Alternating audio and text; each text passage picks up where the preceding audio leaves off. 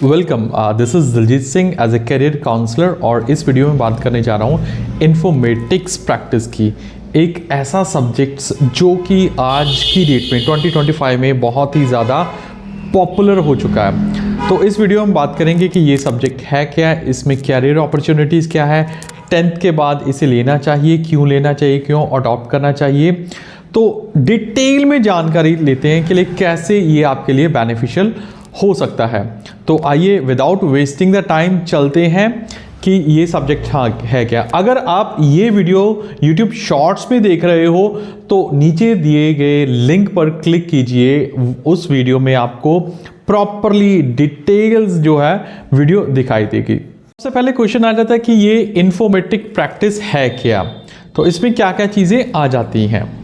तो जैसे कि आप स्क्रीन पर देख रहे हो विद बुलेट पॉइंट्स की इन्फॉर्मेटिक प्रैक्टिस है क्या।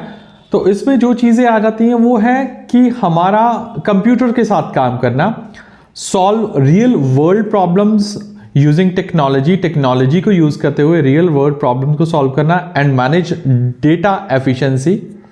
तो ये डेटा एफिशिएंसी को या डेटा को कैसे एफिशिएंट बनाता है, इसमें कॉम्बिनेशन है प्रोग्रामिंग का, डेटाबेस मैनेजमेंट का और डेटा एनालिसिस का। तो ये सारी की सारी चीज़ें आज की डेट में 2025 में जहां हम AI आर्टिफिशियल इंटेलिजेंस पर डिपेंड रह रहे हैं, तो ये सारी चीज़ें आपको पता होनी चाहिए, तो ही आपका जो है फ्यूचर है वो ब्राइट हो सकता है। Bright means to say that कि आप अपने फ्यूचर में अच्छी तरह से सक्सेस अचीव कर सकते हो। नेक्स्ट क्वेश्चन है इन्फॉर्मेटिक्स प्रैक्टिस में कौन कौन से एरिया कवर होते हैं, कौन कौन से की पॉइंट कवर होते हैं। तो आइए चलते हैं फिर से स्क्रीन पर कौन कौन से पॉइंट्स कवर अप होते हैं। यहां पर सबसे पहले हमारे पास पाइथन प्रोग्रामिंग एक बेसिक लैंग्वेज प्रोग्राम है जो स्टूडेंट्स को इनिशियल स्टेज पे सिखाया जाता है।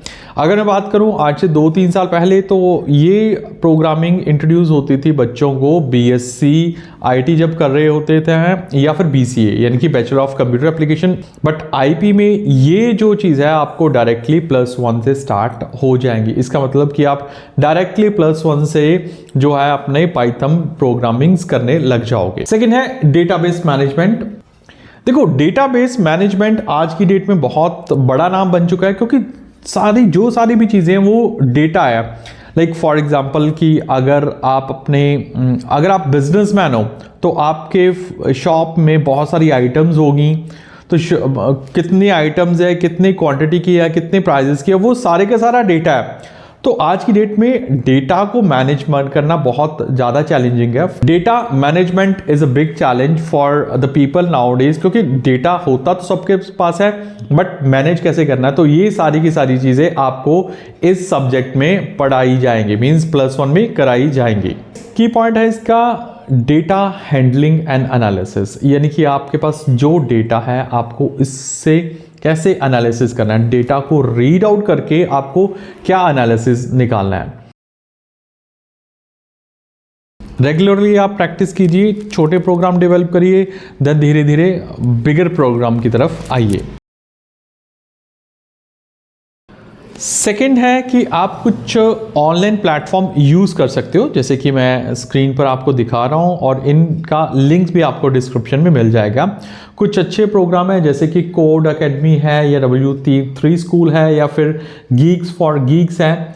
कुछ ऐसे ऑनलाइन रिसोर्सेज की हेल्प से आप जो है आइडिया ले सकते हो कि कोडिंग कैसे डेवलप करनी है। बाकी लिंक डिस्क्रिप्शन में दिए हुए हैं, आप वहाँ पर जाके चेक कर सकते हो। Stay curious. जो टेक्नोलॉजी या AI का सब्जेक्ट्स है, टेक्नोलॉजी के सब्जेक्ट्स हैं, हमेशा ही आपको नई चीज़ सर्व करता है and that is only possible if you are curious. अगर आप में भूख है कुछ ना कुछ नया करने की, AI को नेक्स्ट लेवल पर लेकर जाने की, तो ये सब्जेक्ट्स आपके लिए है। हाँ, फाइनली द लास्ट वन, +1 में आप IP सब्जेक्ट्स जो है चूज कर रहे हो तो ऑब्वियसली आपकी क्लासेस होंगी and never hesitate to ask question from the teacher से आप क्वेश्चन पूछते जाओगे बिकॉज जो हमारे पास अपॉर्चुनिटी है वो है information technology and software developer the.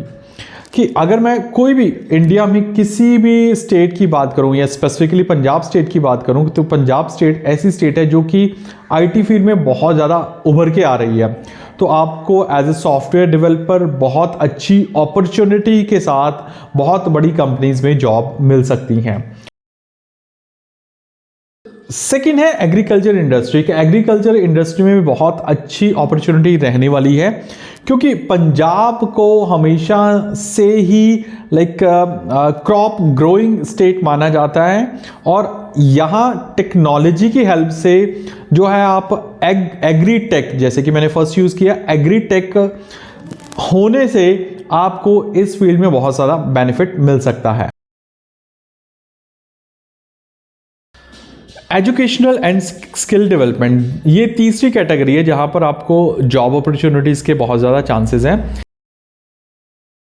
Next है ई लर्निंग। देखो 2023 को जो है वो ई लर्निंग, वैसे तो ये चीज़ पैंडेमिक यानी कि 2020 के बाद ही शुरू हो चुकी थी, बट 2023 में ये चीज़ बूम पे थी। Like the people start learning through the electronic industry. For example zoom हो गया, गूगल मीट हो गया, या फिर बहुत सारे यूट्यूब अच्छे प्लेटफॉर्म है। तो आप इन सब्जेक्ट्स को ऑप्ट करके ई लर्निंग के लेसन्स भी प्रोवाइड करवा सकते हो टू द स्टूडेंट्स। सो एक बहुत अच्छी अपॉर्चुनिटीज़ हैं। नेक्स्ट कैटेगरी जो है वो हेल्थ केयर से। हेल्थ केयर अभी वैसी हेल्थ केयर नहीं रही है कि लाइक आपको प्रॉब्लम है तो आप डायरेक्ट डॉक्टर के पास जाते हो और डॉक्टर जो है वो आपको चेकअप करता है, आपको प्रिस्क्राइब कर देता है कि ये मेडिसिन ले लो। बट ये भी टेक्नोलॉजी की वजह से हेल्थ टेक हो चुकी हैं। तो हेल्थ टेक को इम्प्रूव करने के लिए ऑफकोर्स टेक्नोलॉजी वाले बंदे चाहिए, यानी कि वो पर्सन चाहिए कि जो कोडिंग जानते हो, टेक्नोलॉजी के बारे में जानते हो, और IP is one of the subjects among that। और देखो बिजनेस में तो इसकी डिमांड बहुत पीक पे है, मींस क्योंकि बिजनेस मतलब कि जहां पर आप अर्निंग करते हो, ट्रेड करते हो, ये सारी चीज़ें। SME मतलब कि स्मॉल मीडियम एंटरप्राइजेस बहुत सारी हैं जिसमें बहुत सारी अपॉर्चुनिटीज़ हैं। उन लोगों के लिए अपॉर्चुनिटीज़ ज़्यादा हैं जो कि टेक सेवी हैं, जो कि टेक्नोलॉजी फ्रेंडली हैं। रिन्यूएबल एनर्जी सोर्सेज में भी काफ़ी अच्छा फ्यूचर रहने वाला है उन स्टूडेंट्स के लिए जो ये सब्जेक्ट्स को चूज़ करते हैं। Next manufacturing and industrial sector ऐसा सेक्टर है जिसमें बहुत सारी अपॉर्चुनिटी, जॉब अपॉर्चुनिटीज़ बड़ी पड़ी हैं। ऐसा नहीं है कि आपने सिर्फ ग्रेजुएशन की और आप वहाँ पर अप्लाई कर सकते हो, बट आपको टेक्निकल नॉलेज होनी चाहिए। टेक्निकल नॉलेज जब मैं बात करता हूँ तो वो मैं बात करता हूँ कंप्यूटर की नॉलेज होनी चाहिए। 6 महीने के कोर्स से, सर्टिफिकेट से काम नहीं चलेगा, आपको टेक्नोलॉजी की अच्छी खासी नॉलेज होनी चाहिए। नेक्स्ट अपॉर्चुनिटी है financial and banking. Banking sector बहुत बड़ा सेक्टर होने जा रहा है, क्योंकि जब भी आप फाइनेंस की, लोन की बात करते हो तो सबसे पहली चीज़ जो माइंड में आती है वो बैंक आते हैं। कोई फाइनेंसर, लोकल फाइनेंसर नहीं आता है। तो बैंक की, अगर प्राइवेट बैंक की सर्विसेज की बात करूँ तो बहुत फील्ड वास्ट हो चुकी है।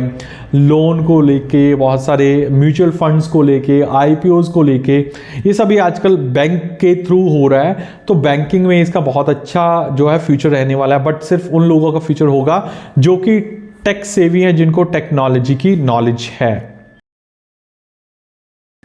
नेक्स्ट जो अपॉर्चुनिटीज रहने वाली हैं वो है ट्रांसपोर्ट और इंफ्रास्ट्रक्चर में। ट्रांसपोर्ट यानी कि अगर आप एक जगह से दूसरी जगह पर कोई भी सामान लेके जाते हो तो ये भी टेक्नोलॉजी ड्रिवन होने वाली है। ऐसा नेक्स्ट है government schemes and rural development. बहुत सारी स्कीम जो है वो गवर्नमेंट के द्वारा आजकल प्रेजेंट की जाती है, जैसे कि प्रधानमंत्री आवास योजना, बहुत सारी ऐसी स्कीम्स हैं। तो यहाँ पर टेक्नोलॉजी का अगेंस्ट से रोल होता है। तो आपको ये 10 कारणों की वजह से ये सब्जेक्ट चूज करना चाहिए। आपको ये 10 फील्ड अपॉर्चुनिटीज़, उसमें बहुत सारी डाइवर्सिफिकेशन है, अपॉर्चुनिटीज़ है। अगर आप ये सब्जेक्ट चूज करते हो तो आपको इन फील्ड्स में जॉब मिल सकती हैं, क्योंकि बहुत सारी जॉब, जैसे कि मैंने पहले बताया, रोल चेंज होने वाला है, जॉब निकलने वाली है, जॉब निकल रही है। आप अपना बिजनेस स्टार्ट कर सकते हो, आप एज ए फ्रीलांसर काम कर सकते हो अगर आप टेक्नो फ्रेंडली हो तो। सो लास्ट में मैं यही कहूँगा, IP is not only subject that teaches you about the programming और कोडिंग, बट ये आपको सिखाता है प्रॉब्लम को सॉल्व कैसे करना है, सोल्यूशन कैसे फाइंड आउट करना है। तो अगर आप टेक्नोलॉजी में कुछ ना कुछ इम्प्रूव करना चाहते हो तो let's go with this subject, IP subject को चूज़ करिए और देखिए कि कैसे ये फ्यूचर को आपके लिए बढ़िया बनाता है। So if you have further any question you can ask me in the comments कि आप इस सब्जेक्ट के बारे में क्या जानना चाहते हो और क्या आपको ये सब्जेक्ट चूज करना चाहिए या नहीं है। Yes, I hello from Jalandhar. For the career counselling you can visit my office, address जो है वह नीचे दिया गया है। Even you can contact me on my phone number.